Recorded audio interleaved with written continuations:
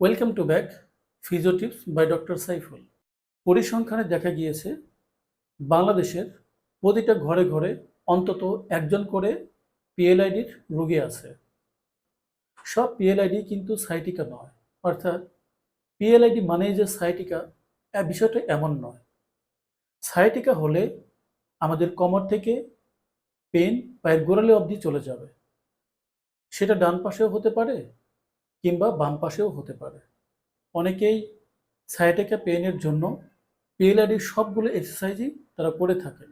আপনি হয়তো জানেন না, আপনার ভুল এক্সারসাইজের কারণেই পিএলআইডি একটা সময় সায়াটিকায় পরিণত হয়।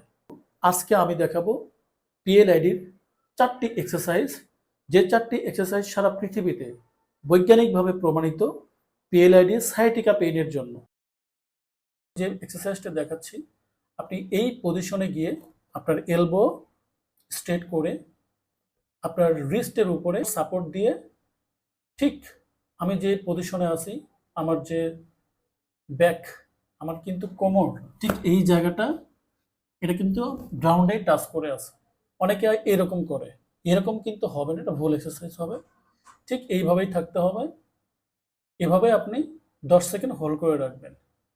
1 2 3 4 5 6 7 8 9 10।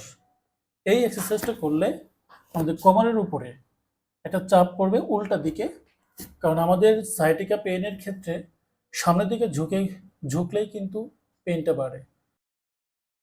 এখন আমি ঠিক এই পজিশন থেকেই আমার এলবোকে বেন্ড করব, আবার সোজা করব, ঠিক এইভাবে 10 বার করব।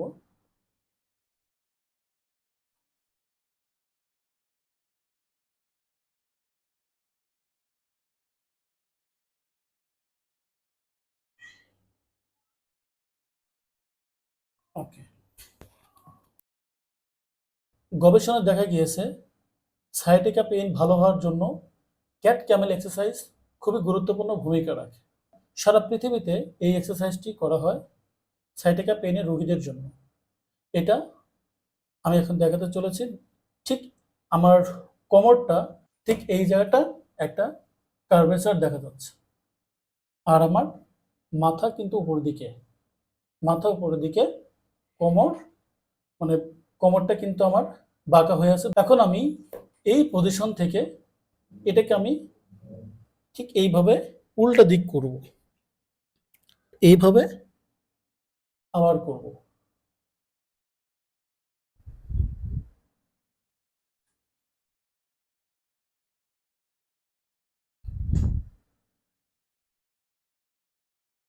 এখন আমি 4 নম্বর এক্সারসাইজটা দেখাচ্ছি। এই এক্সারসাইজটা আমরা সুপারম্যান স্টাইলে করব। এই এক্সারসাইজটা হলো সুপারম্যান এক্সারসাইজ। ঠিক এই পজিশনে আমরা করব।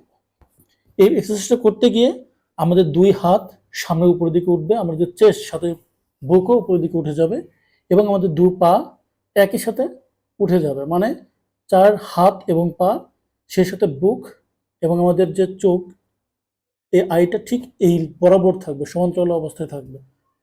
তো চলুন দেখি এক্সারসাইজটি আমরা।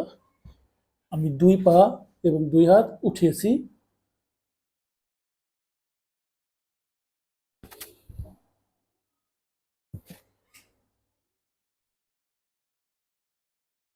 যে 3টা ভুল এক্সারসাইজের কারণে আপনার সায়াটিকা পেইন বৃদ্ধি পাচ্ছে। আমি এখন যে পজিশনে আছি, এই পজিশনে যদি আপনি এক্সারসাইজটা করেন, যাদের সায়াটিকা পেইন আছে, পিএলআইডি সায়াটিকা পেইন আছে, তারা যদি ঠিক এই পজিশনে এই এক্সারসাইজটি করে, তাহলে তার সায়াটিকা পেইন বৃদ্ধি পাবে।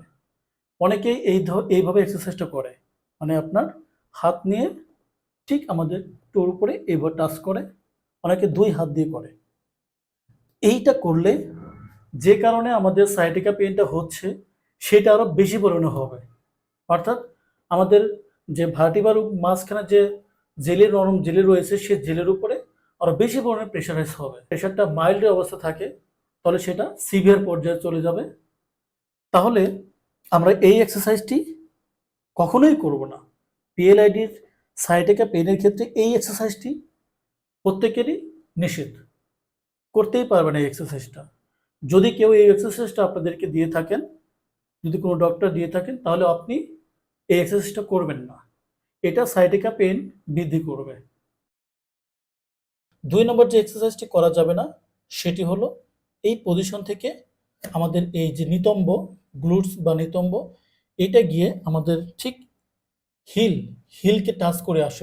অনেকেই এই এক্সারসাইজটা করেন। যাদের সায়াটিকা পেইন আছে তারা এই এক্সারসাইজটা কখনোই করবেন না, কারণ করলেই কিন্তু আপনার সেই নার্ভের উপরে চাপ পড়বে। আমি দেখিয়ে দিচ্ছি সেই ভুল এক্সারসাইজটি, যেটা সায়াটিকা পেইনের ক্ষেত্রে করা যাবে না। ঠিক এইভাবে করেন।